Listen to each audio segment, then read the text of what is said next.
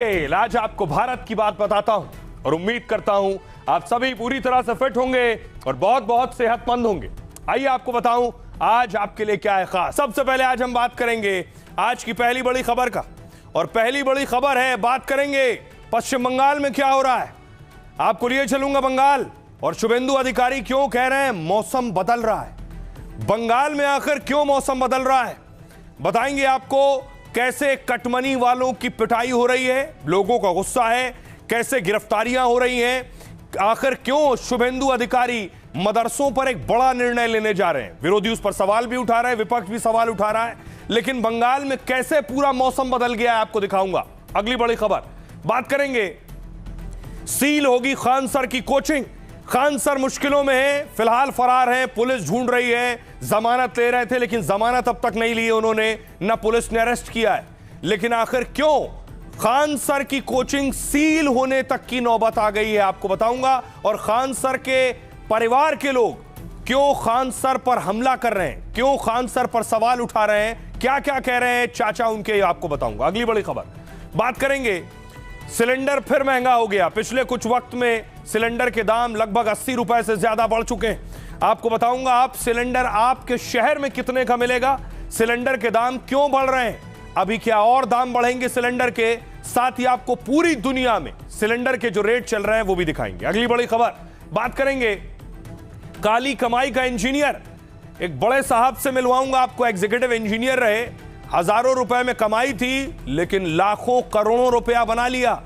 आधा दर्जन प्लॉट और फ्लैट, करोड़ों रुपया कैश घर से निकला है। आखिर एग्जीक्यूटिव इंजीनियर साहब काली कमाई के इंजीनियर कैसे बन गए बताएंगे आपको। और आखिर में बात करेंगे आपके लिए एक जरूरी खबर, अगर आप समोसे खाने के, ब्रेड पकौड़ा खाने के, जलेबी खाने के, कचौड़ी खाने के शौकीन हैं और ठेले से लेकर अखबार में ले लेते हैं सारा सामान, तो अखबार पर परोसने वालों की खैर नहीं है, यह आपके लिए जानलेवा साबित हो सकता है। क्यों अखबार पर समोसा जानलेवा है, यह भी आपको बताऊंगा। इन तमाम खबरों पर करेंगे बात। आइए शुरू करें, उससे पहले आपको दिखाते हैं हेडलाइंस।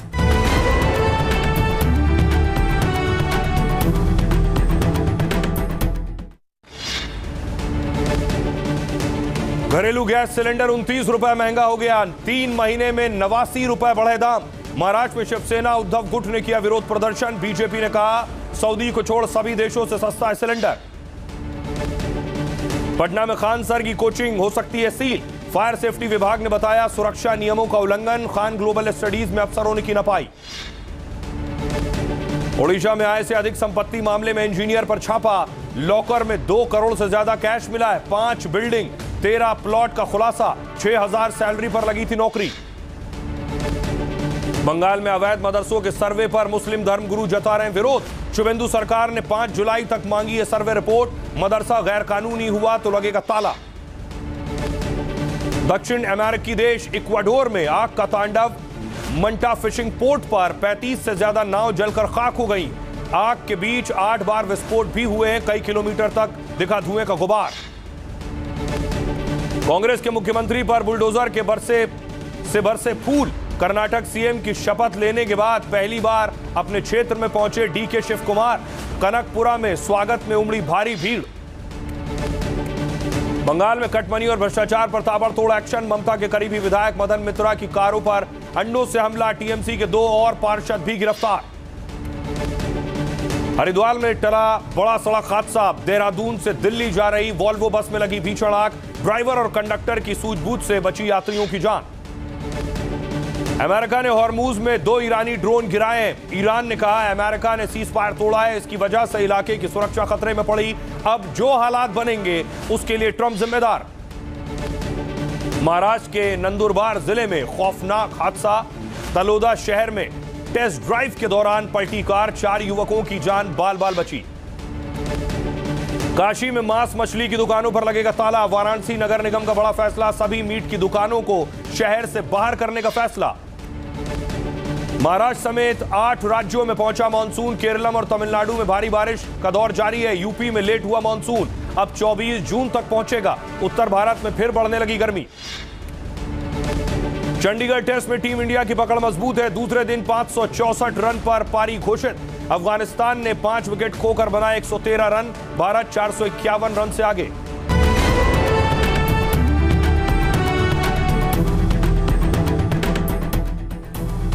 आइए शुरुआत करने जा रहा हूं आज की पहली बड़ी खबर के साथ। और पहली बड़ी खबर आपको बंगाल लिए चलते हैं। बंगाल में क्या हो रहा है देखिए। शुभेंदु कह रहे हैं मौसम बदल रहा है। आखिर ऐसा क्या हो गया जो बंगाल में मौसम बदलने लगा। कहा वैसे तो मैं सीएम हूं, मेरी सीमाएं हैं, लेकिन मौसम बदलने लगा है। आज मैं मुख्यमंत्री का नाते ज्यादा बात तो नहीं बोल सकता हूं, थोड़ा लिमिटेशन है, लेकिन मौसम बदल रहा है ना, मौसम बदल रहा है ना।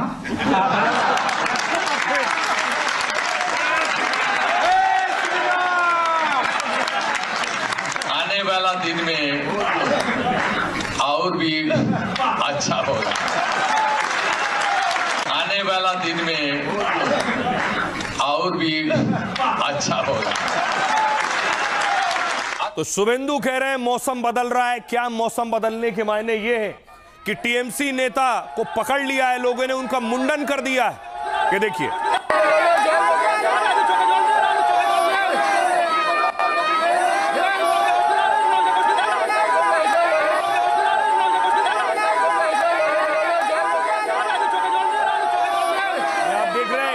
ये जो शख्स बैठा है टीएमसी नेता, इसका मुंडन किया जा रहा है, इसके बाल बनाए जा रहे हैं। और आरोप ये है कि मनरेगा में जो 100 दिन का रोजगार आता है उसके पैसों में इसने अनियमितता की थी। उसके बाद इसका मुंडन कर दिया गया। और न सिर्फ मुंडन किया गया, देखिए जरा, इसका मुंडन करने के बाद, सर के बाल बनाने के बाद परेड कराई गई सड़क पर। তুমি কি করে বলতে যে তোমার আমার ভালো হইছে মালা মালা পোড়া পোড়া পোড়া পোড়া কই মালা নিয়ে আইডে তুমি কি করে বলতে যে তোমার বাদ দাও কথা খেলি যা তোমার না ঘরে গেছে 2 বাজে সময়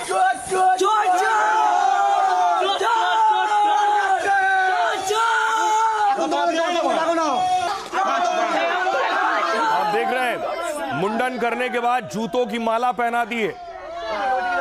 बंगाल पुलिस को इन तस्वीरों पर, इस तरह की खबरों पर नजर रखनी होगी, वरना कानून व्यवस्था का बड़ा संकट भी खड़ा हो सकता है।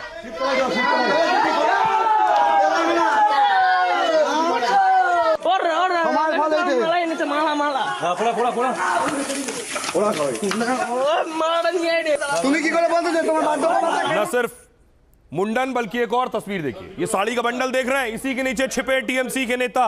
इसी साड़ी के बंडल के नीचे साड़ी हट रही है देखिए, और टीएमसी नेता नीचे से निकल रहे हैं।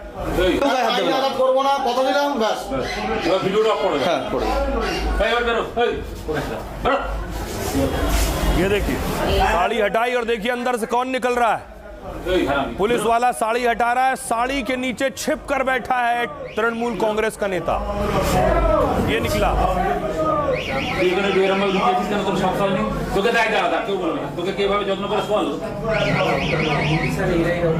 ये जो सज्जन है इनका नाम है ब्रह्मानंद चक्रवर्ती। तो ब्रह्मानंद पुलिस से छिपे हुए अब तक भाग रहे थे और यहाँ साड़ी के ढेर के अंदर आकर छिप गए थे।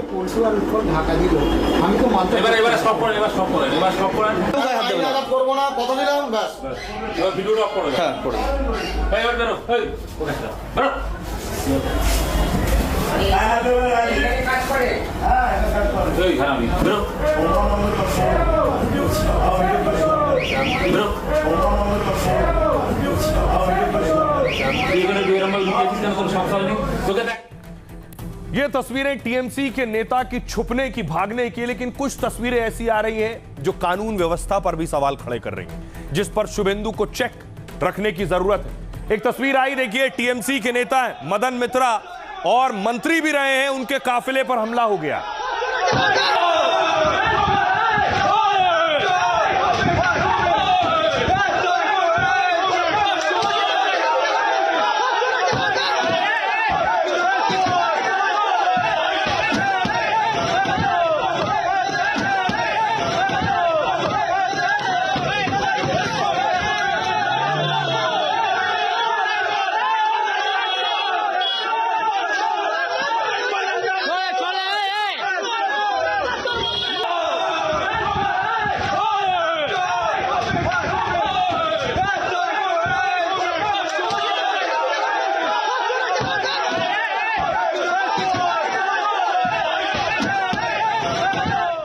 तो देखिए जरा, एक तरफ हमले हो रहे हैं, न सिर्फ लोग ऐसे हमले कर रहे हैं, अंडों से भी हमले कर रहे हैं। देखिए टीएमसी का एक नेता गिरफ्तार हुआ, उसे पुलिस लेकर जा रही थी तो अंडों की बारिश हो गई।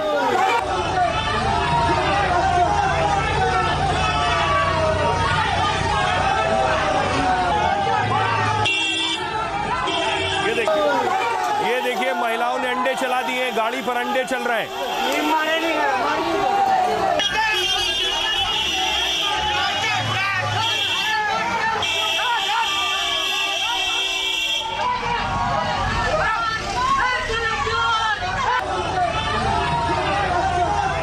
तो कहीं अंडे चल रहे हैं, कहीं लाठी चल रही है, कहीं थप्पड़ चल रहे हैं। देखिए जरा थप्पड़ों वाली तस्वीर आई, ये टीएमसी नेता का करीबी है जिस पर लात घूसे और थप्पड़ चलने लगे, लोग पिटाई करने लगे।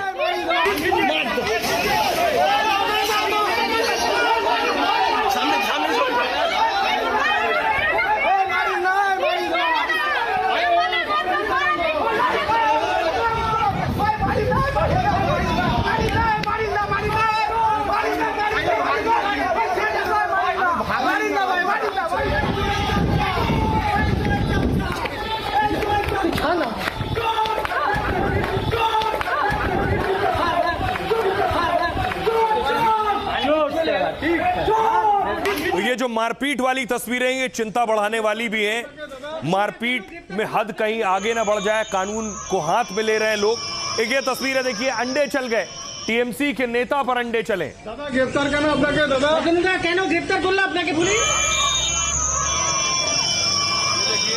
महिलाएं हाथों में अंडे लेकर खड़ी हैं, जैसे ही पुलिस आगे लेकर बढ़ी और उसके बाद एक के बाद एक ताबड़तोड़ अंडे चलने लगे।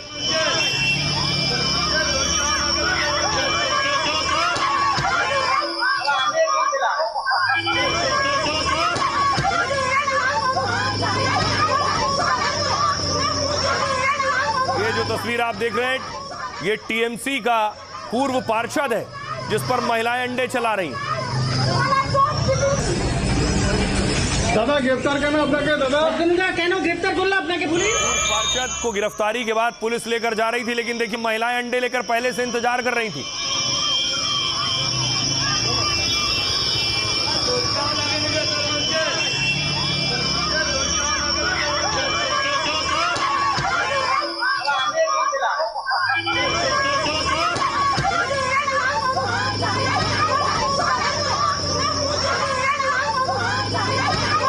मौसम बदल रहा है ना, मौसम बदल रहा है ना, आने वाला दिन में और भी अच्छा होगा।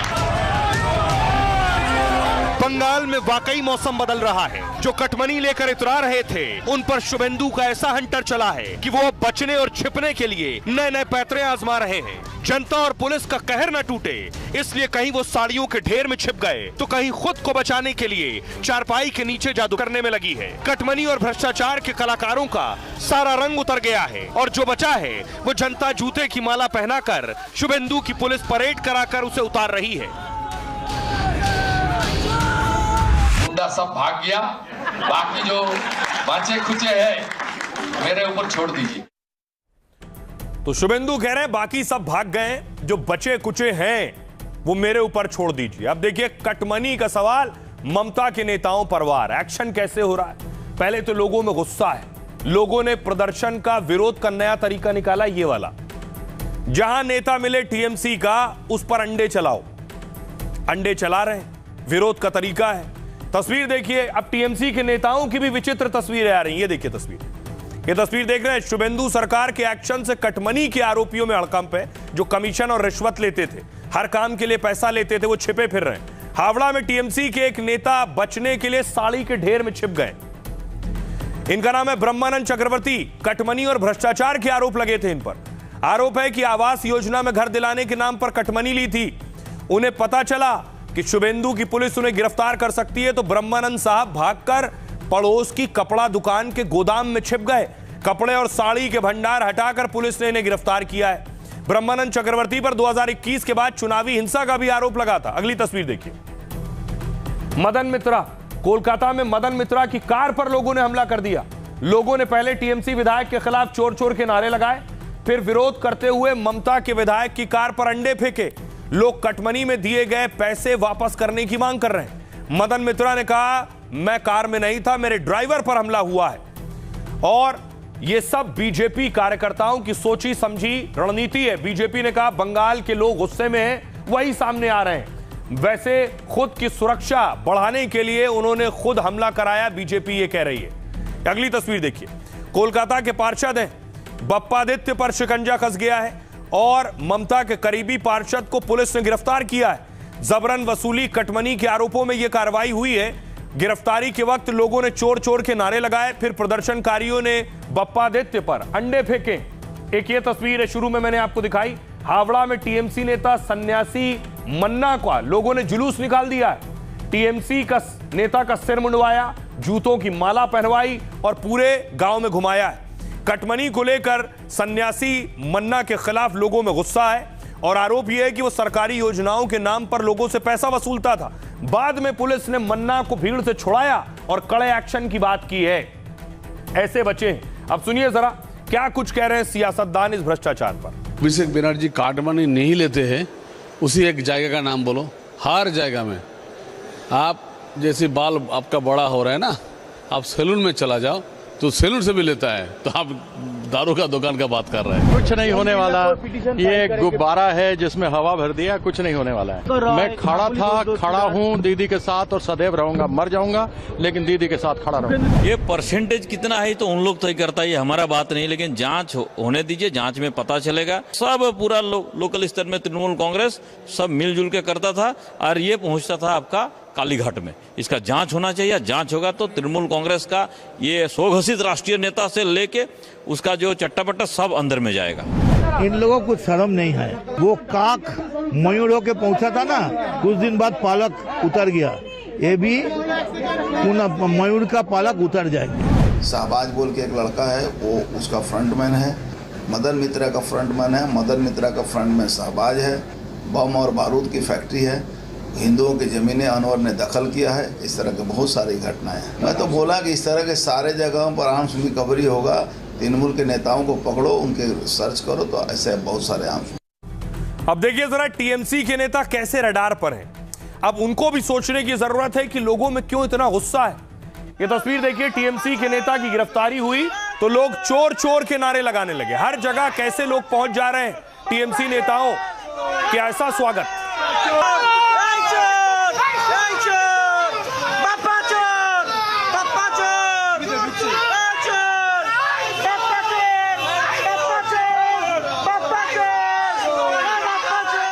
ये तस्वीर आप देख रहे हैं, टीएमसी के नेता हैं बप्पा दास गुप्ता, उन्हें पुलिस ने गिरफ्तार किया तो चोर चोर के नारे लग रहे हैं।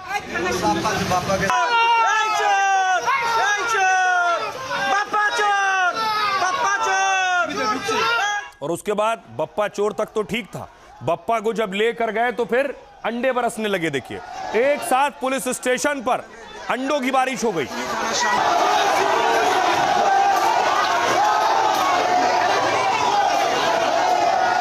आप देख रहे हैं पुलिस स्टेशन के अंदर अंडे चल रहे हैं।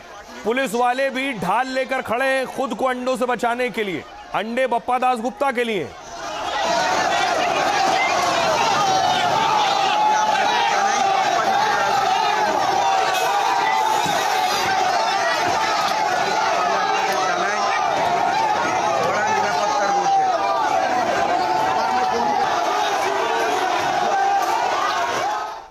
तो टीएमसी का कहना है ये सब बीजेपी और उनके नेताओं के इशारों पर हो रहा है। बीजेपी का कहना है ये सब आम लोगों का गुस्सा है, जो उनके साथ प्रताड़ना हुई है, उन्हें परेशान किया गया है, लूटा गया है, वो गुस्सा निकल रहा है। एक गुस्सा और देखिए, टीएमसी नेता की पिटाई की गई है, वो तस्वीर है। तृणमूल कांग्रेस का नेता है जिसके साथ मारपीट की गई।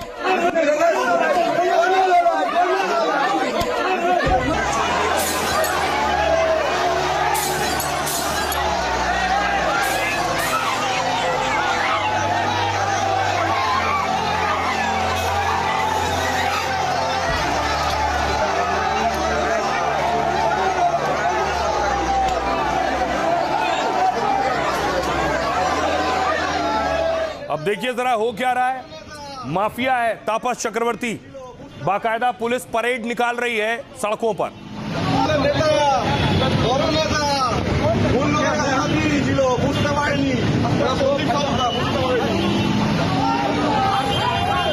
पुलिस अपने स्तर पर यह काम कर रही है कि जो भी इलाके के गुंडे थे, माफिया थे, डॉन थे, उनको गिरफ्तार कर रही है, जिससे कानून व्यवस्था कायम हो, लोगों में डर खत्म हो और अपराध कम हो। और जब लोग ऐसे पहुंच रहे हैं तो चोर चोर के लोग नारे लगा रहे हैं। टीएमसी का एक लोकल डॉन आरोप लगा, उसे पुलिस ने गिरफ्तार किया है और गिरफ्तार करने के बाद उसकी परेड निकाली है सड़क पर।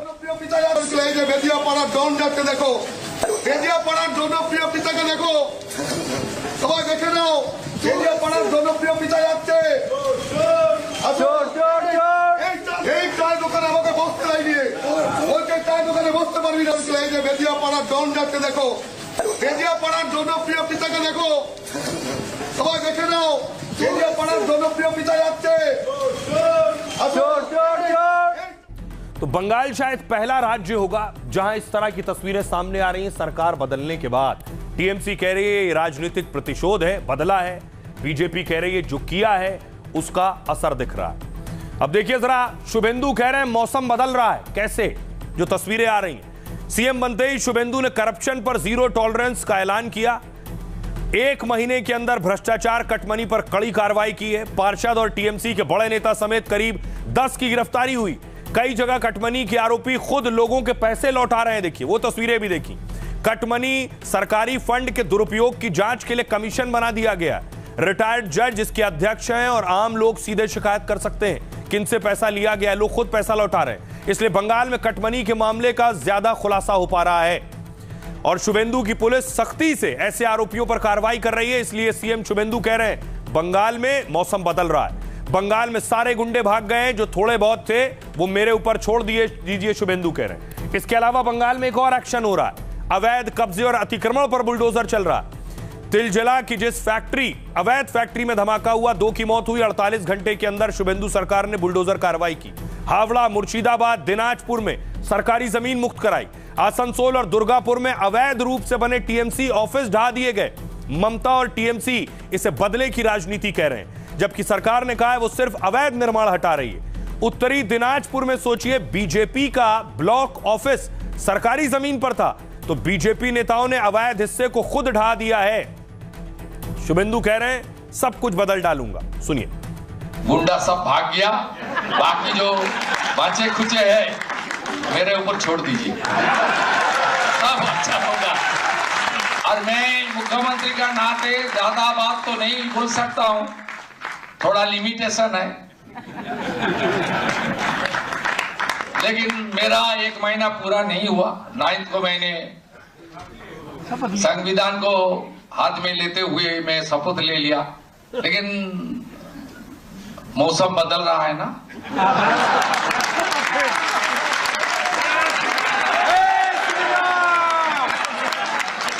आने वाला दिन में और भी अच्छा होगा। शुभेंदु कह रहे हैं आने वाले दिन और भी अच्छे होंगे। शुभेंदु कह रहे हैं मौसम बदल रहा है, सब कुछ बदलने की तैयारी है। बंगाल में जो पहले हुआ करता था अब वो नहीं होगा। उसमें की एक तस्वीर ये भी, बंगाल में बांग्लादेशी घुसपैठियों को लेकर शिकायत होती थी। अब खबर ये है कि बांग्लादेशी खुद बैग झोला उठाकर वापस बांग्लादेश जाना चाहते हैं। अब तक इतने बांग्लादेशी आज तक के इतिहास में वापस बांग्लादेश नहीं गए हैं। बिना पुलिस के एक्शन लिए इतने बांग्लादेशी वापस जा रहे हैं, ऐसा दावा सरकार कर रही है, पुलिस कर रही है।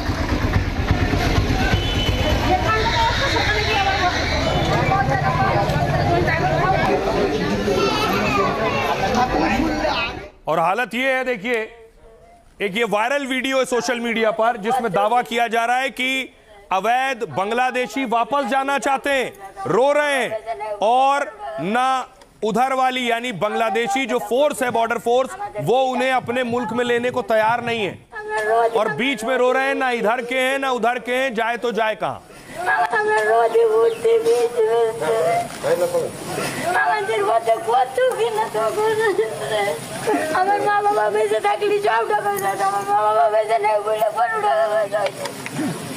আমরা তো অতটা বুঝি না, আমাদের কি ডাকি বলে তাও আমাদের মনে থাকে না। আমরা রোদে ঘুরতে বেঁচে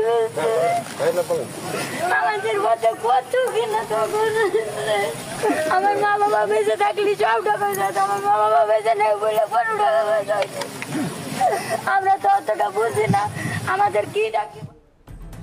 तो बांग्लादेशी अब परेशान है और किसी भी इंसान के लिए सबसे खराब स्थिति यह होगी कि वो किसी देश का नागरिक नहीं बचा है। अब हो क्या रहा है देखिए, बंगाल को पहले बांग्लादेशी घुसपैठियों का एंट्री पॉइंट माना जाता था, लेकिन एक महीने में बंगाल घुसपैठियों का एग्जिट पॉइंट बन गया। सरकार ने घुसपैठियों के खिलाफ ऐसे कदम उठाए और कार्रवाई की है कि बंगाल बॉर्डर से घुसपैठियों के देश छोड़ने की कतार लगी हुई। उत्तर 24 परगना के हकीमपुर में बांग्लादेशियों की भीड़ उमड़ रही है। रोज 300 से 400 घुसपैठिए खुद बॉर्डर के वेरिफिकेशन सेंटर पहुंच रहे हैं और बीएसएफ अधिकारी भी कह रहे हैं कि अब घुसपैठियों को खोजना नहीं पड़ रहा है, वो खुद आ रहे हैं, दस्तावेज दिखा रहे हैं और भारत छोड़ने के रास्ते पूछ रहे हैं। इतना ही नहीं, अब यह सब हुआ है घुसपैठ के खिलाफ शुभेंदु सरकार की कड़ी नीति से। पहले तो सीएम शुभेंदु ने बॉर्डर पर तारबंदी का कड़ा फैसला किया, फिर घुसपैठियों की पहचान और कार्रवाई के लिए 11 होल्डिंग सेंटर बनाए। बीएसएफ और पुलिस को घुसपैठियों पर एक्शन के अधिकार भी दिए। इससे सालों से बंगाल में रह रहे बहुत से घुसपैठिए खौफ में आ गए। कुछ घुसपैठिए ये कह रहे हैं कि भारत में रह नहीं पा रहे हैं और बांग्लादेश जा नहीं सकते हैं, क्योंकि बांग्लादेश बॉर्डर गार्ड ने चौकसी बढ़ा दी है, उन्हें सीमा पार नहीं करने दे रहे हैं। बहुत से घुसपैठिए सालों से भारत में हैं, उनके पास कोई बांग्लादेशी दस्तावेज नहीं है, इसलिए बीएसएफ अब बांग्लादेश से उनकी पहचान संबंधी जांच के लिए कहेगी। सोचिए, बहुत से ऐसे बांग्लादेशी हैं जो भारत में हैं, जिनके पास बांग्लादेश का कोई भी दस्तावेज नहीं है। भारत के तो फर्जी दस्तावेज बनवा लिए हैं, लेकिन बांग्लादेश का कोई डॉक्यूमेंट नहीं। सुनिए जरा शुभेंदु क्या कह रहे हैं। 600 किलोमीटर लैंड उनके लिए जो जमीन बीएसएफ को देना चाहिए था, पिछले सरकार आपने वोट बैंक का राजनीति से प्रेरित होकर पूरा बांग्लादेश के बॉर्डर खुल के छोड़ दिया। आज बंगाल के में इलीगल इन्फिल्ट्रेटर्स, घुसपैठिया किस तरीके से बंगाल का डेमोग्राफी बदल दिया, आप सबको मालूम है। तो शुभेंदु और बीजेपी के मुख्य एजेंडे में था कि किसी भी तरह से बंगाल से बांग्लादेशियों को भगाना है। अब एजेंडे में शामिल है उन नेताओं पर भी कार्रवाई जिन्होंने दरअसल बंगाल में अपराध भी किए हैं और बंगाल को अपराध की फैक्ट्री बना दिया। एक ये तस्वीर आप देख रहे हैं, टीएमसी नेता शौकत मुल्ला को एनआईए ने गिरफ्तार किया और अब एनआईए ने 14 दिन की रिमांड ली है। National investigating agency NIA TMC के नेता की जांच कर रही है। टीएमसी नेता पर बांगूर ब्लास्ट में आरोप है।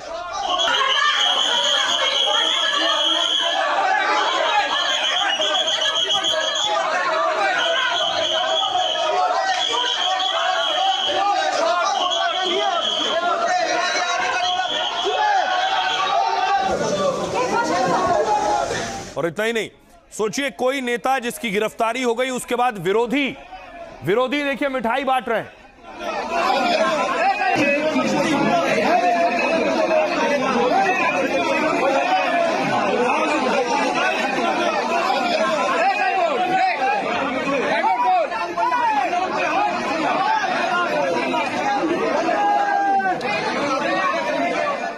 शुभेंदु का एक और एक्शन हुआ मदरसों पर, जिस पर सवाल उठे। विरोधियों और विपक्ष ने भी सवाल उठाए कि शुभेंदु क्या टारगेट कर रहे हैं, शुभेंदु क्या कह रहे हैं मदरसों पर। बंगाल के मदरसों में पहले वंदे मातरम जरूरी किया शुभेंदु ने, और अब सरकार सभी मदरसों का सर्वेक्षण करवा रही है। सर्वेक्षण के लिए सभी डीएम को निर्देश जारी किए गए।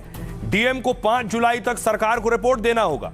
सर्वे में पूरे बंगाल के मदरसों से 8 सवाल पूछे जाएंगे, जिसमें मदरसा कब बना, पंजीकरण का विवरण देना होगा। इसमें छात्र छात्राओं और शिक्षकों की संख्या बतानी होगी। यह भी बताना होगा कि आवासीय है या निजी सहायता प्राप्त है। सर्वे में मदरसों के पाठ्यक्रम का भी पूरा ब्यौरा मांगा गया है। सर्वे का उद्देश्य गैर कानूनी गतिविधियों पर रोक लगाना है, साथ ही गैर कानूनी रूप से चल रहे मदरसों पर रोक लगाना है। सर्वे के बाद मदरसों का एक अपडेटेड डेटाबेस बनाया जाएगा ताकि भविष्य की योजनाओं का खाका बनाने में आसानी हो। सरकार ने भरोसा दिया है कि कोई मदरसा बंद नहीं होगा और न ही कहीं से किसी छात्र या टीचर को निकाला जाएगा। साजिद रशीदी समेत कई मुस्लिम धर्मगुरु इसका विरोध कर रहे हैं। उन्होंने कहा कि जिन्हें सरकार फंड दे रही है उन्हीं मदरसों का सर्वे कर सकती है। राज्य में मुस्लिम समुदाय के ज़कात यानी दान से भी मदरसे चल रहे हैं। सरकार ऐसे मदरसों का सिर्फ रजिस्ट्रेशन कराने का कह सकती है, बाकी किसी तरीके से मदरसे का हस्तक्षेप न करना ही सही होगा। पश्चिम बंगाल में अभी कुल 614 मदरसे चलाए जा रहे हैं, लेकिन बंगाल में 2000 से ज्यादा अवैध मदरसे भी चल रहे हैं और कहा यह जा रहा है कि सर्वे जैसे कदमों से अवैध मदरसे परेशान हैं। सुनिए जरा क्या कुछ कह रहे हैं सियासतदान और मुस्लिम धर्मगुरु। बता देना चाहता हूं कि मदरसे दो तरह के हैं। एक मदरसे गवर्नमेंट से फंडेड होते हैं, एडेड होते हैं, और एक मदरसे मुसलमानों की 2.5% ज़कात पर चलते हैं। जो गवर्नमेंट से एडेड मदरसे हैं उनके अंदर सरकार कोई भी किसी भी तरह का कभी भी हस्तक्षेप कर सकती है। तो मैं तो कहता हूं ऐसे सारे मदरसों को बंद कर देना चाहिए जो गवर्नमेंट से फंडेड हैं। इनका मुस्लिम कम्युनिटी को कोई लाभ नहीं है। इल्लीगल मदरसों के खिलाफ हम लोग हैं और ज़्यादातर दिखा गया कि इल्लीगल मदरसों से ये जितना है ये टेररिस्ट लोग पैदा होते हैं। तो इसीलिए हम लोग इल्लीगल मदरसे को पहले छान कर ले और उसके बाद जो लीगल है वो रहेगा, जो इल्लीगल है उसको हटा देना चाहिए। कोई भी चीज़ इल्लीगल नहीं चलेगा बंगाल में, चाहे वो मदरसे हो, मंदिर हो, मस्जिद हो, जो भी हो, इल्लीगल चीज़ नहीं चलेगा यहाँ। हुकूमत को चाहिए, हुकूमत जो है वो सबकी है, जितनी हमारे हिंदू मज़ाहिब के लोगों की है इतनी ही मुसलमानों की है। तो उनको बिला भेदभाव जिस तरीके से मदारिस के सर्वे किए जा रहे हैं, जो है आश्रमों के भी सर्वे होने चाहिए, मंदिरों के भी सर्वे होने चाहिए, उसको भी पारदर्शिता रखनी चाहिए। बड़े पैमाने पर बांग्लादेशी घुसपैठियों को मदरसों के माध्यम से भारत में घुसने का एक रास्ता प्रदान किया जाता है। मदरसों के कामकाज की एक प्रॉपर स्क्रूटनी होनी चाहिए, जांच होनी चाहिए, ताकि मदरसों की आड़ में देश को तोड़ने वाली जो संगठन हैं, जो देश को तोड़ने वाली गतिविधियां हैं, उनको प्रमोट न किया जाए, उसको समर्थन न दिया जाए। और तो शुभेंदु अपने राज्य में एक्शन ले रहे हैं, लेकिन ममता बनर्जी बंगाल से दिल्ली के लिए निकली। ममता बनर्जी दिल्ली क्यों आ रही हैं आपको बताऊंगा, पहले तस्वीर देखिए जरा। ये तस्वीर आप देख रहे हैं, कोलकाता से दिल्ली के लिए निकल रही थी ममता बनर्जी। जब एयरपोर्ट पर पहुंची है, ये वो तस्वीर है।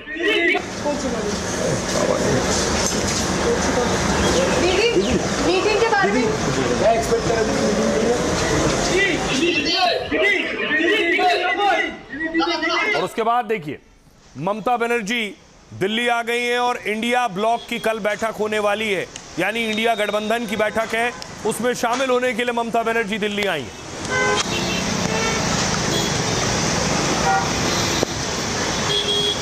और दिल्ली आने के बाद बैठक कल है। दिल्ली आने के बाद ममता बनर्जी देखिए मिली है अरविंद केजरीवाल से। यह तस्वीर आप देख रहे हैं, ममता बनर्जी अरविंद केजरीवाल से मिली है। अरविंद केजरीवाल दरअसल पहुंचे थे ममता के भतीजे अभिषेक बनर्जी के आवास पर, वहां मुलाकात हुई है।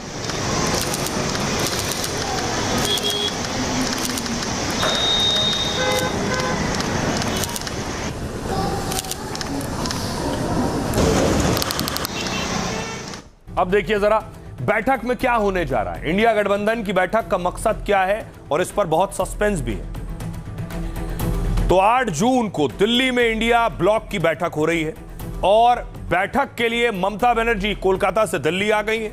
उद्धव ठाकरे और अखिलेश यादव भी बैठक में शामिल हो सकते हैं, लेकिन मीटिंग से पहले कई दलों ने कांग्रेस पर सवाल उठाए। सीपीएम ने कांग्रेस अध्यक्ष मल्लिकार्जुन खड़गे को चिट्ठी लिखी है और विधानसभा चुनाव में छवि खराब करने का आरोप लगाया। कहा कांग्रेस की ओर से प्रचार किया गया कि सीपीएम बीजेपी की डील हुई है। राहुल ने पिनराई विजयन के खिलाफ ईडी कार्रवाई की मांग की। राज्यसभा चुनाव को लेकर जेएमएम ने भी कांग्रेस पर नाराजगी जताई और कहा कि कांग्रेस ने बिना पूछे उम्मीदवार का नाम घोषित कर दिया। आम आदमी पार्टी ने पिछले साल जुलाई में ही इस गठबंधन से दूरी बना ली थी। केजरीवाल संभव है इस गठबंधन में नहीं जाएंगे। वहीं डीएमके पहले ही इस बैठक में शामिल होने से मना कर चुकी। तमिलनाडु में टीवीके को समर्थन को लेकर डीएमके कांग्रेस से नाराज है।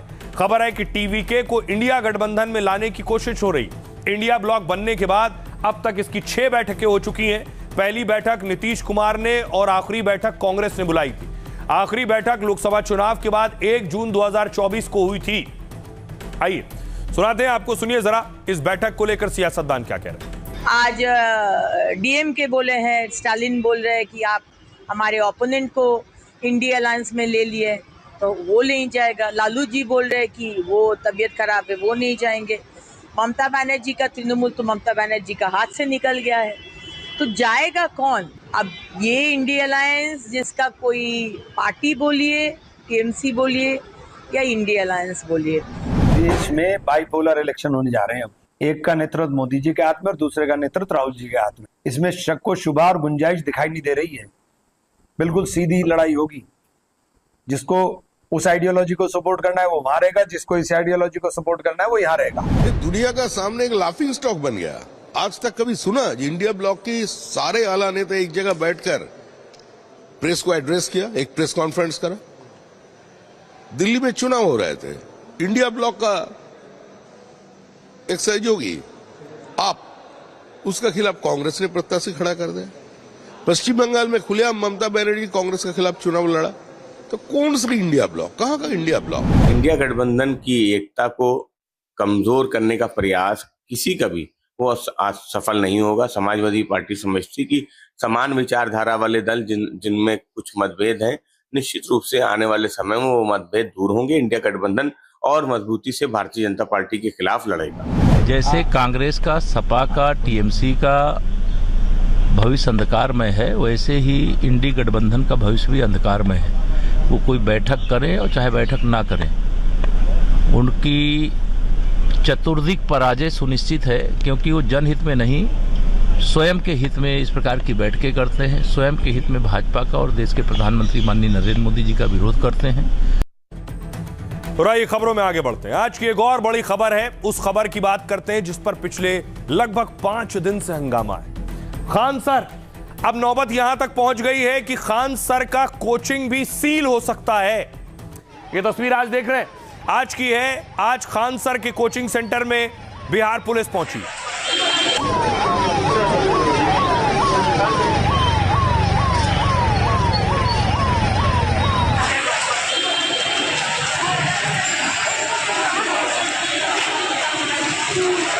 और न सिर्फ पुलिस पहुंची बल्कि फीता लेकर पहुंची थी।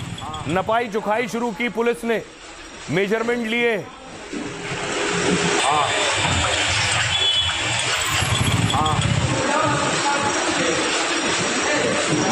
देख रहे हैं पुलिस ने आप नाप जोक किया है और दावा किया जा रहा है कि फायर विभाग की नजर कोचिंग पर पड़ी है और कोचिंग में ताला लग सकता है। खान सर फिलहाल फरार है।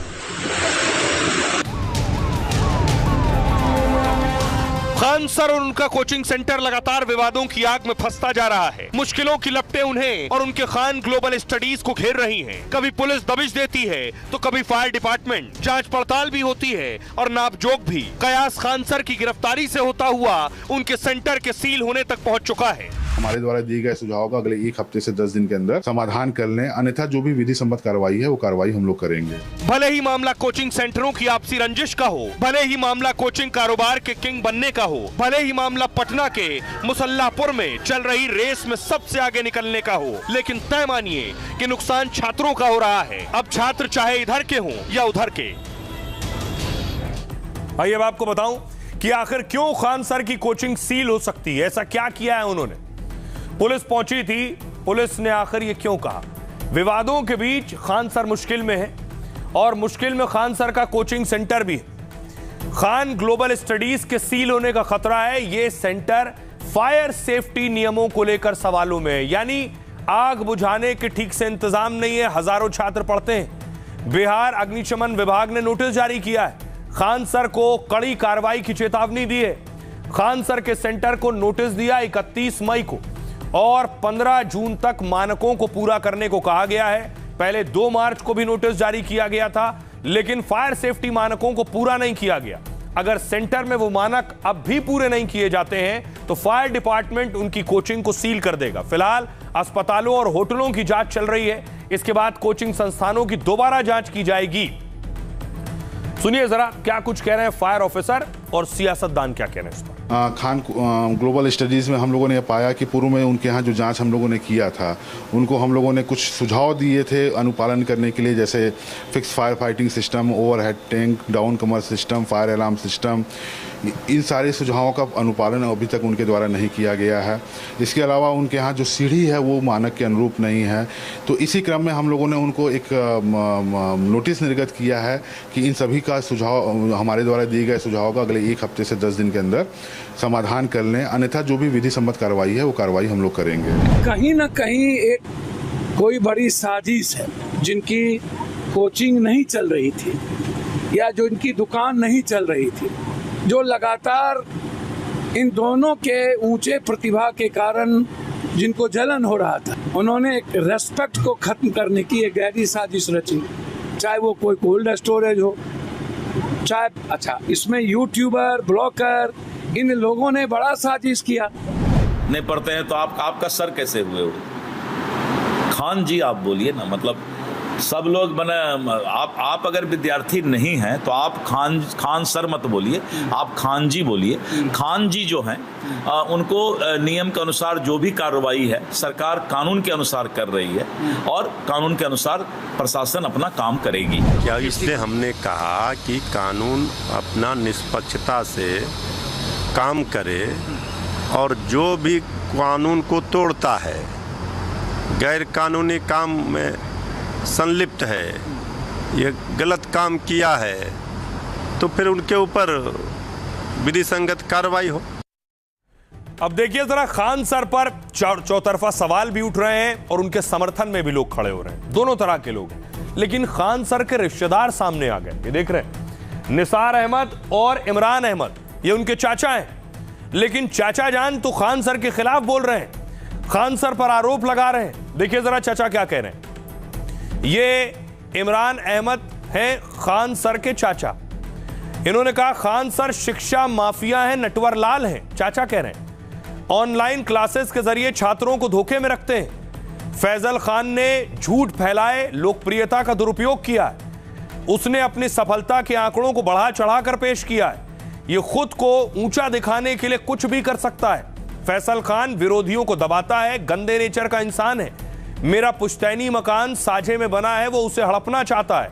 ये देखिए निसार अहमद, खान सर के दूसरे चाचा, वो कह रहे हैं उसके पास कोई खास शैक्षणिक योग्यता नहीं है। यानी वो कह रहे हैं खान सर बहुत पढ़े लिखे नहीं है, उसकी सारी डिग्री फर्जी है, वो बस बोलने में माहिर है और अपनी बोली से ही अपनी आजीविका चला रहा है। फैजल खान दुनिया के जंजाल में पढ़कर बर्बाद हो गया है, उसे कुछ नहीं आता, बेवकूफ बनाता है, उसका नेचर दबंगों वाला है। अब खान देवरिया में खान सर के पड़ोसी अशोक सिंह, खान सर देवरिया के रहने वाले हैं, पड़ोसी कह रहा है उन्होंने वहां एक 3 मंजिला मकान बनवाया है। मोहल्ले में नाला निर्माण के दौरान उन्होंने विवाद किया था। रास्ते और बाउंड्री को लेकर भी लंबे समय से विवाद चल रहा है। मोहल्ले के कई परिवारों के साथ फैजल खान का मतभेद रहा है। उनकी वजह से कई तरह की परेशानियों का सामना करना पड़ा है। अब चाचा खान सर पर हमला कर रहे हैं। 2 वजह हो सकती है, या तो चाचा जो कह रहे हैं वो सही है, या खान सर ने इतनी तरक्की कर ली है इसलिए चाचा पसंद नहीं कर रहे हैं। सुनिए। तो आगे बढ़ने का हवस जो है होता है, उसमें पढ़ के वो बर्बाद हो गया। वो लोगों को बेवकूफ बना के अपनी भाषा शैली से, आता कुछ नहीं है उसको। यही मिशन स्कूल में पढ़ा हुआ है, यहाँ पे मिशन स्कूल चलता है, उसी का प्रोडक्ट है वो, और कोई उसके पास कोई खास डिग्री नहीं है। सब फर्जी इधर उधर से जुड़ा के बोल के ही अपना गुजारा करता है। जो नाचते गाते हैं सब, वो फुसलाते हैं, बहलाएंगे, सब करेंगे, सब उसी हिसाब से उसी भाषा शैली में वो करता है। वो बहुत गंदे प्रवृत्ति का आदमी, वो अपने सामने किसी को देखना नहीं चाहता है। बहुत महत्वाकांक्षी नटवर लाल जैसे, इतना पैसे और रुपए का गुरूर और घमंड है कि अब अपने सामने किसी को देखना नहीं चाहता। सड़क का विवाद था जिसमें दबाव बना के और ये गलत तरीके से अपने पद का और अपने पैसे का दुरुपयोग करके और हम लोगों को और यहाँ के आसपास के सभी लोगों को प्रताड़ित करने के लिए जबरदस्ती हम लोगों का दीवार गिरा दिया गया। हमारे मोहल्ले में एक ज़मीन लिए और ज़मीन लेने के बाद से वो क्या किए कि हम लोग के पूरे मोहल्ले वासियों को, मतलब 4-5 घर को लेकर गलत पैमाइश करा करके और बुलडोजर मंगवा करके सारा ढरवा दिए और हम लोग को तबाह करके रख दिए। हम लोग उनसे इतना त्रस्त हैं कि समझ में नहीं आ रहा कि हम लोग क्या करें। तो रहिए खान सर के बाद अब वो खबर जिसका आपसे ताल्लुक है, आपकी जेब से ताल्लुक है। महंगाई का मीटर चढ़ रहा है, यानी सिलेंडर के दाम बढ़ गए हैं और सिलेंडर के दाम बढ़ने से देखिए प्रोटेस्ट हुआ है। उद्धव सेना ने संभाजी नगर में प्रदर्शन किया है सिलेंडर की कीमतों के खिलाफ।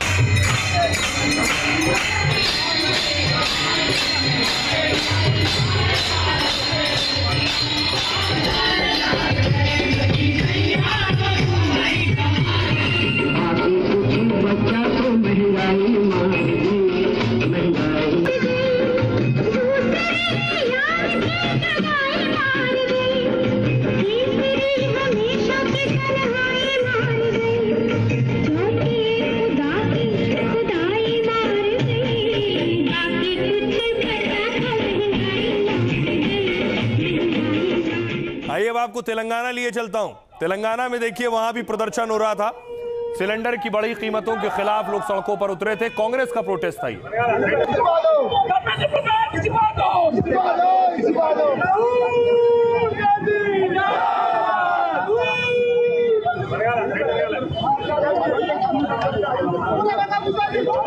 आइए अब आपको बताऊं कि आपके शहर में अब सिलेंडर की कीमतें क्या होंगी दाम बढ़ने के बाद। सिलेंडर की कीमतें, अगर आप पटना में रहते हैं तो पटना में सिलेंडर है 1040 रुपए का, रायपुर में सिलेंडर है 1013 रुपए का, लखनऊ में सिलेंडर है 979 रुपए का। लखनऊ वालों के लिए अच्छी खबर है, सबसे कम पैसों में 979 में।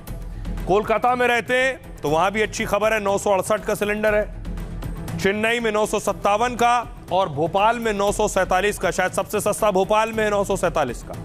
अगला देखिए, जयपुर में और सस्ता है 945 का, 2 रुपए और कम है। दिल्ली में 942 का है और सस्ता है, और 941 मुंबई में। उस हिसाब से सबसे सस्ता सिलेंडर तो मुंबई में। अब आपको बताऊं कि आखिर सिलेंडर की कीमत अभी बढ़ी है, लेकिन सिलेंडर की कीमत क्या अब नहीं बढ़ेगी, यहीं रुक जाएगी, या अभी कीमतें और बढ़ेंगी सिलेंडर की? जी हां, क्योंकि कंपनियों को भारी नुकसान हो रहा है, इसलिए सिलेंडर की कीमतें और बढ़ सकती हैं। देखिए जरा, सच यह है कि घरेलू एलपीजी सिलेंडर के बढ़े हुए दाम आज से लागू हो गए। घरेलू गैस सिलेंडर पहले से अब 29 रुपए महंगा हो गया। 3 महीने में दूसरी बार घरेलू एलपीजी की कीमत बढ़ी है। इससे पहले 7 मार्च को एलपीजी सिलेंडर 60 रुपए महंगा हुआ था, यानी 3 महीने में घरेलू सिलेंडर के दाम 89 रुपए बढ़ गए। ज्यादातर राज्यों में सिलेंडर के दाम 1000 के करीब है। उज्ज्वला लाभार्थियों को सिलेंडर 642 रुपए में मिल रहा है।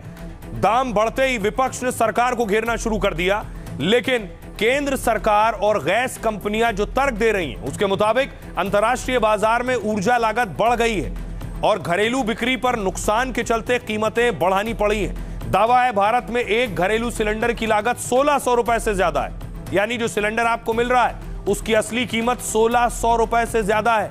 1000 रुपए के आसपास अब आप लेंगे, लेकिन वो 1600 का है। ऐसे में सरकार और कंपनियां लगभग 700 रुपए हर सिलेंडर पर नुकसान उठा रही हैं, बोझ उठा रही हैं। पिछले वित्त वर्ष के अंत तक इससे 60,000 करोड़ का नुकसान हुआ है। सरकार कह रही है तेल गैस की कीमतों में उतार चढ़ाव के बीच भारतीय परिवारों को सबसे सस्ती कुकिंग गैस मिल रही है। भारत में एलपीजी सिलेंडर कई देशों के मुकाबले काफी सस्ता है, सरकार का यह कहना है। सुनिए जरा क्या कुछ कह रहे हैं लोग।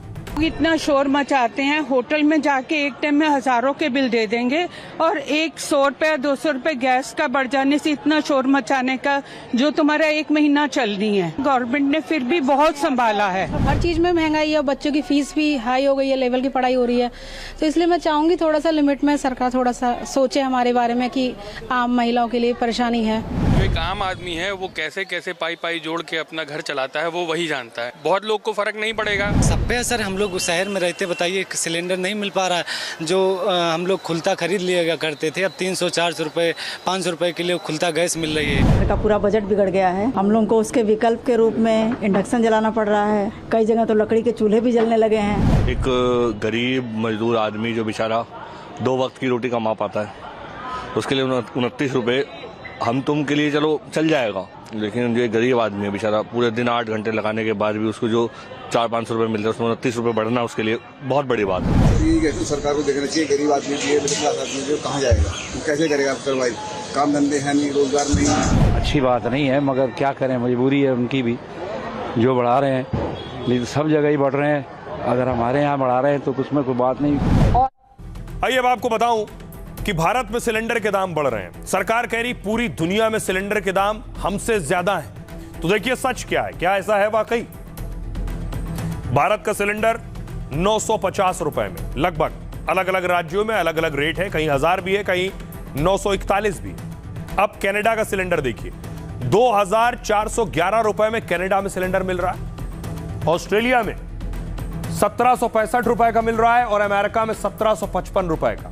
भारत से महंगा है। श्रीलंका में 1241 रुपए का है, बांग्लादेश में 1225 का और नेपाल में 1207 का।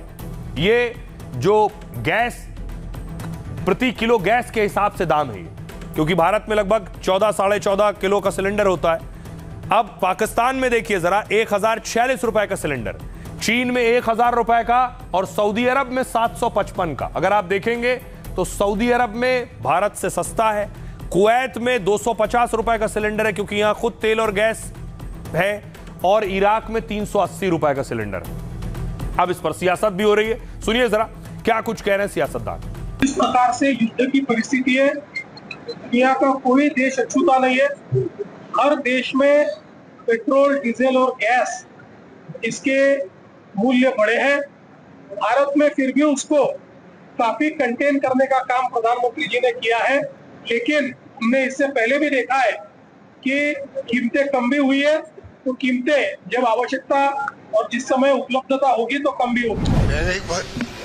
मार करती है महिलाओं पर, और वो मार इतनी पड़ रही हिंदुस्तान की महिलाओं पर कोई कल्पना नहीं कर सकता है। आप सोच सकते हो कि चुनाव जीतने के लिए क्या करते हैं, महिलाओं को 10,000 रुपये बांट देते हैं। महाराष्ट्र में, बिहार के अंदर भी उसी से इनका काम चलता है, मानते हैं। आप देख सकते हैं जब से उन्होंने बोला राहुल जी ने कि आर्थिक सुनामी आ रही है, देखिए आर्थिक सुनामी आ गई। पूरा देश रात को सो रहा है, जब देश सो रहा है तो चोरी छिपे सरकार ने गैस के दाम बढ़ा दिए। इससे साबित होता है कि मन सरकार की भावनाएं कैसी हैं, कैसी सोच है कि ये लोग पूरी तरीके से देश को बर्बाद कर रहे हैं, देश को ठगने का काम कर रहे हैं। दुनिया में बहुत बड़े संकट और कंटक के दौर से दुनिया गुजर रही है, और इस युद्ध का असर जो है वो दुनिया पर पड़ा है, इसको कोई नज़रअंदाज नहीं कर सकता।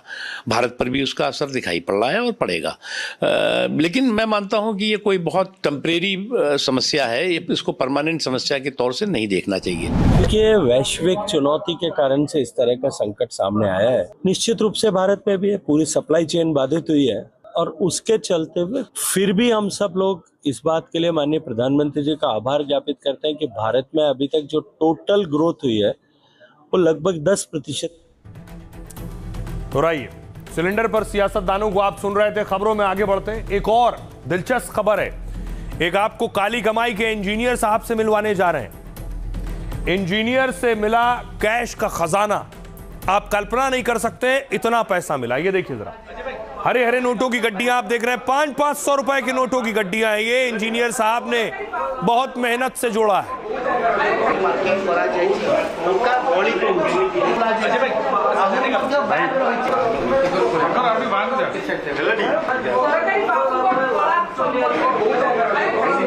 ये देख रहे हैं, गड्डियां ही गड्डियां नजर आ रही, 500-500 रुपए की गड्डियां हैं।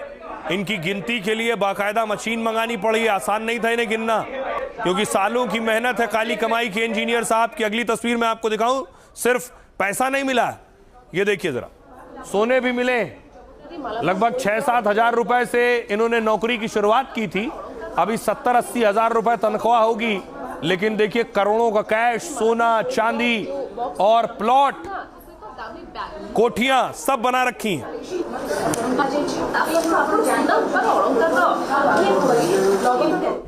और उसके बाद इंजीनियर साहब का लॉकर खोला गया, लॉकर भी रखे थे, लॉकर से भी देखिए खजाना निकला। ये लॉकर खुले, देखिए अंदर भी गड्डियां भरी हुई हैं, 500-500 नोटों की गड्डियां।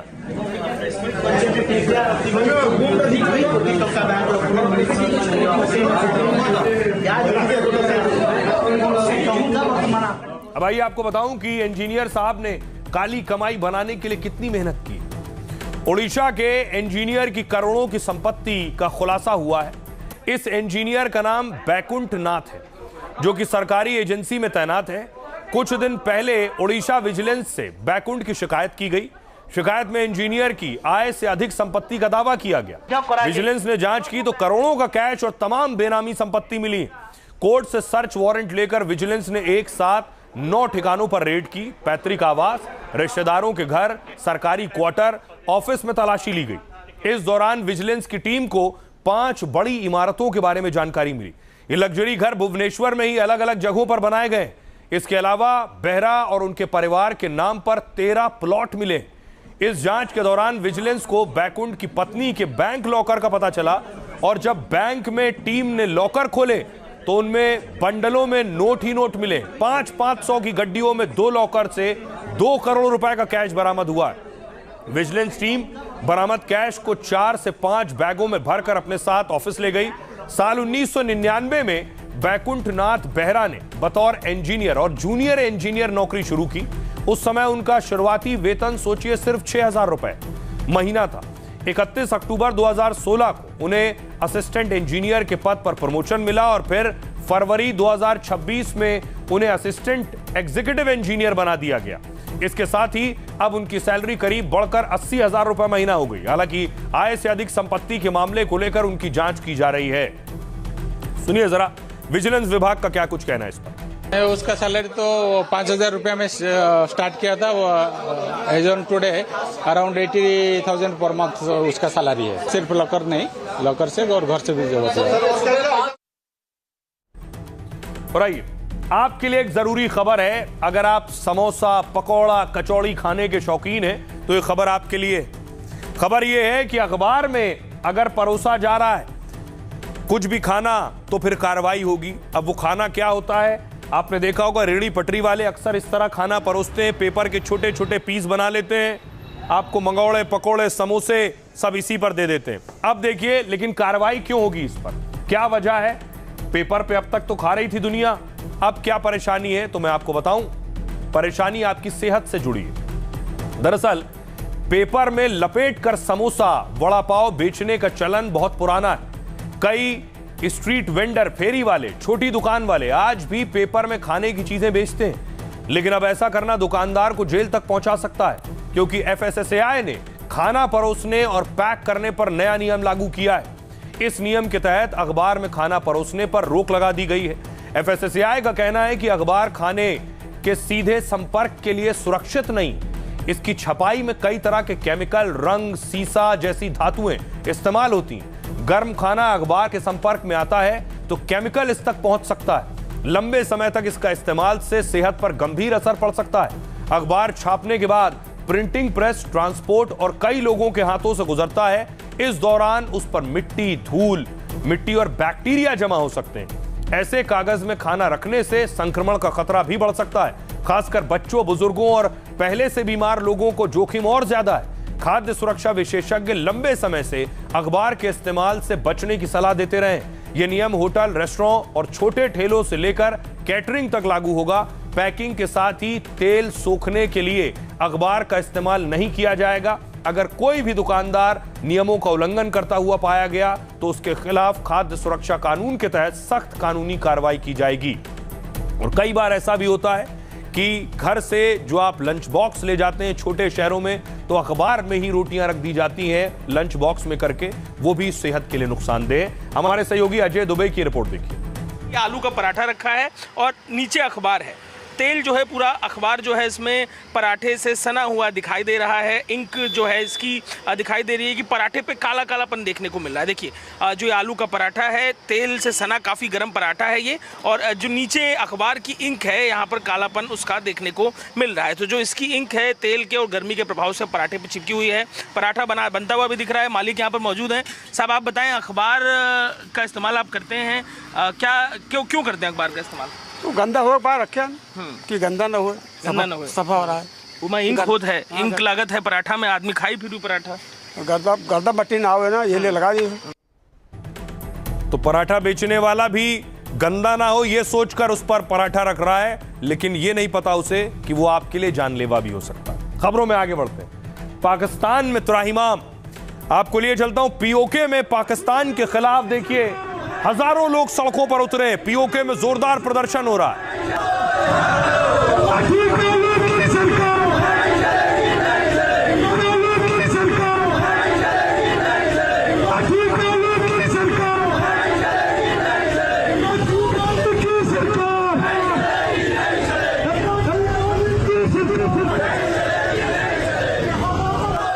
अब देखिए जरा जो प्रदर्शन हो रहा है, लोग सड़कों पर उतर रहे हैं। प्रदर्शनकारी चेतावनी दे रहे हैं शहबाज शरीफ को। अगर कोई इसमें कभी एक गमला भी नहीं टूटा, उसके बाद इंशाल्लाह नहीं टूटेगा। लेकिन याद रखें कि हम गांधी के पैरोकार नहीं हैं। अगर कोई हमें थप्पड़ मारेगा तो हम आगे से वापस 10 मारेंगे, वापस छोड़ेंगे नहीं। और देखिए स्थिति ये है कि जहां तक नजर जाएगी आंदोलनकारियों ने हाईवे का रास्ता रोक लिया है, बॉर्डर पर मौजूद है। कुछ पत्तों ने एंट्री पॉइंट हुई बंद राती तुझे भी पता है जड़ा वाकया है उमर नजीर कश्मीरी की बचा रही, लेकिन ये नाल हुकूमत जड़ी दी ना। और देखिए उसके बाद POK में फायरिंग हुई है। पुलिस ने फायर किया है प्रदर्शनकारियों पर, गोलियां चलाई।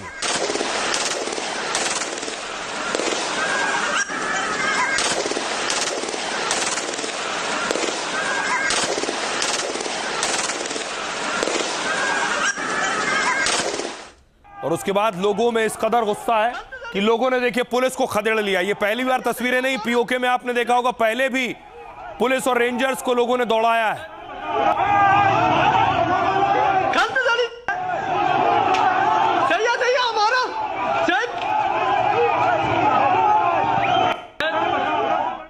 और दूसरी तरफ देखिए, ये तस्वीरें गिलगिट बाल्टिस्तान की हैं जहां वोटिंग हुई है। लोग सड़कों पर निकले हैं, बाहर आए घरों के और वोट किया है।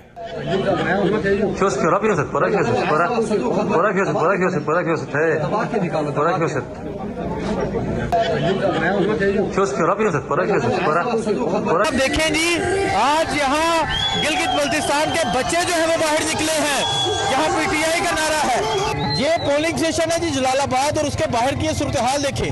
उनके वोटर नजर नहीं आ रहे, उनके कोई नाम ही नहीं हुआ इधर। बच्चे के अंदर इमरान खान बस रहा है, हर दिल में इमरान खान है, हर जिगर में इमरान खान है। हर दिल में सिर्फ खान का पीटीआई का वोट सिर्फ कह दिया 804 इमरान खान को इमरान खान को वोट देकर आए। मेरा जान है, इमरान खान नहीं है, जान है। वो इमरान खान नहीं है, नहीं वो मेरा जान है, वो जान है। सर क्या पोजीशन है इधर? बहुत जबरदस्त। किसकी? सईद सुहेल अब्बास शाह की, पीटीआई की वन साइड है बिल्कुल। और नून लीग इधर तकरीबन 5वें नंबर पे, सफाया बिल्कुल। बड़ी बात है लोग कि वहां इमरान खान की बात कर रहे हैं, इमरान खान की पार्टी को वोट कर रहे हैं। अब बारी है लाइफ का फंडा की। जिंदगी है तो चुनौतियां हैं, कभी पैसों की कमी, कभी रिश्तों में परेशानी, कोई कहता है मौके नहीं मिलते, कोई लोगों का साथ छोड़ देने की शिकायत करता है। लेकिन जो इंसान हर हाल में रहना सीख जाता है उसे कोई नहीं हरा सकता, ये सच है। दुनिया के सबसे साहसी इंसानों में से एक है बेयर ग्रिल्स। उनकी जिंदगी एक मिसाल है। इंग्लैंड में जन्मे बेयर ग्रिल्स को बचपन से पहाड़, जंगल और चुनौतियां बहुत रोमांचित करती थी। 18 साल की उम्र में उन्होंने स्काई डाइविंग और पहाड़ों पर चढ़ने की कला सीख ली। लेकिन एक पैराशूटिंग अभ्यास के दौरान 16,000 फीट की ऊंचाई से पीठ के बल गिरे। उनकी रीढ़ की हड्डी 3 जगहों से टूट गई। डॉक्टरों ने कहा अब ये दोबारा कभी अच्छे से चल नहीं पाएंगे। लेकिन बेयर ग्रिल्स ने 18 महीने के अंदर न केवल चलना दौड़ना सीखा, बल्कि दुनिया की सबसे ऊंची चोटी माउंट एवरेस्ट को फतेह कर लिया और दिखाया कि इंसान अगर ठान ले तो टूटी हुई हड्डियां भी सपनों को पूरा करने से रोक नहीं सकती। बाद में बेयर ग्रिल्स ने दुनिया का सबसे खतरनाक survival show man versus wild शुरू किया। वो सहारा रेगिस्तान से लेकर अमेज़न के जंगल और बर्फीले हिमालय जैसी दुर्गम जगहों पर जाते और बताते कि अगर इंसान वहां फंस जाए तो कैसे जिंदा रहे। बेयर कभी जिंदा सांप खा लेते थे, कभी पेड़ के अंदर छिपे कीड़े तक खा जाते थे। और एक बार रेगिस्तान में शूटिंग के दौरान बेयर के पास पानी खत्म हो गया। 45 डिग्री तापमान, हर तरफ रेत ही रेत और दूर तक पानी का कोई नामो निशान नहीं था। बेयर की नजर एक मरे हुए ऊंट पर पड़ी, चाकू से उसका पेट फाड़ा और वहां जमा थोड़ा सा पानी पीकर खुद को जिंदा रखा। बराक ओबामा से लेकर पीएम मोदी, जूलिया रॉबर्ट्स और अक्षय कुमार जैसी हस्तियां बेयर के शो में जा चुकी हैं, क्योंकि बेयर लाइफ का एक बहुत बड़ा फंडा देते हैं।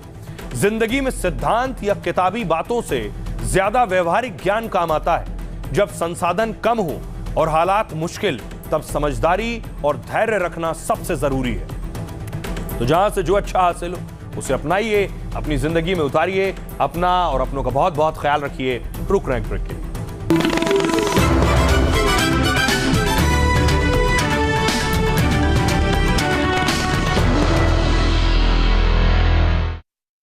शादी का किचन महके जहां, गोल्डी किचन किंग मसाले हो वहां। गोल्डी लाए हैं फ्रेश लॉक टेक्नोलॉजी जो रखे मसालों को हर समय फ्रेश।